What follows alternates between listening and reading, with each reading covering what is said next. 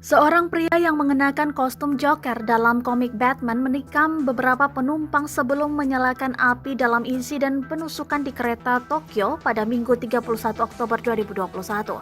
Dilansir dari Kompas.com, insiden penusukan di kereta Tokyo ini membuat orang-orang berebut untuk melarikan diri dan melompat dari jendela, kata polisi dan saksi melansir dari AP.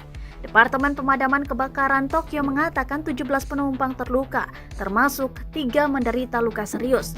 Tidak semua dari mereka ditikam dan sebagian besar cedera lainnya tidak serius, kata badan tersebut.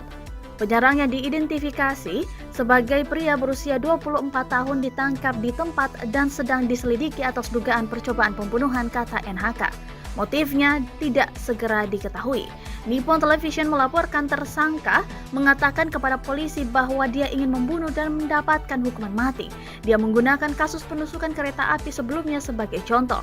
Kepada polisi, saksi mata mengatakan penyerang mengenakan pakaian cerah, kemeja hijau, jas biru, dan mantel ungu seperti Joker dalam komik Batman atau seseorang yang pergi ke acara Halloween menurut laporan media.